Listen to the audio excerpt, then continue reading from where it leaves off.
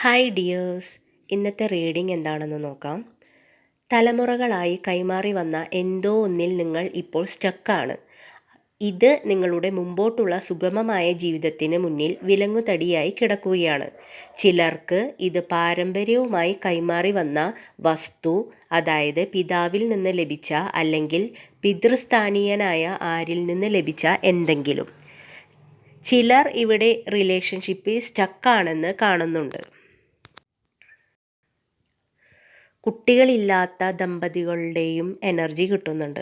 സ്വന്തം തലമുറ നിലനിർത്തുവാൻ ഒരു അവകാശമില്ലാത്ത അവസ്ഥ. നിങ്ങൾ ഇപ്പോഴും പ്രതീക്ഷ കൈവിട്ടിട്ടില്ല. നിങ്ങൾ മുമ്പോട്ട് പോകുന്നുണ്ട്, അല്ലെങ്കിൽ പോകാൻ ശ്രമിക്കുന്നുണ്ട്. പക്ഷേ നിങ്ങളെ പുറകിലോട്ട് വലിക്കുന്ന സാഹചര്യങ്ങൾ നിങ്ങളെ വേദനിപ്പിക്കുന്നു. ഊർജ്ജസ്വലമായി മുന്നോട്ട് പോകാൻ നിൽക്കുമ്പോഴായിരിക്കും എന്തെങ്കിലും പ്രശ്നങ്ങൾ വരിക. അസുഖങ്ങളുടെ രൂപത്തിലോ പണത്തിൻ്റെ കുറവോ അങ്ങനെ എന്തെങ്കിലും ആ സമയത്ത് വരും. നിങ്ങൾക്ക് തടസ്സങ്ങൾ സൃഷ്ടിക്കുകയും ചെയ്യും. നിങ്ങൾ മനസ്സിൽ വയ്ക്കേണ്ടത് പോസിറ്റീവായി മുമ്പോട്ട് പോവുക. നിങ്ങളുടെ കർമ്മം കൃത്യമായി ചെയ്തു പോരുക. തടസ്സങ്ങൾ ഉണ്ടാകും. അവയെ തരണം ചെയ്യാനുള്ള ശക്തി നിങ്ങളിൽ തന്നെയുണ്ട്. ഹൃദയം പറയുന്നത് കേൾക്കുക.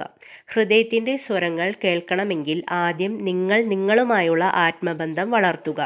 അതിനായി നിങ്ങൾ നിങ്ങൾക്ക് വേണ്ടിയും കുറച്ച് സമയം കണ്ടെത്തുക. നിങ്ങളുടെ ഇഷ്ടങ്ങളെ കണ്ടെത്തുകയും നിങ്ങളിലെ ക്രിയേറ്റിവിറ്റിയെ ഉണർത്തുകയും ചെയ്യുക. അതുപോലെ ആരോഗ്യം ശ്രദ്ധിക്കുക.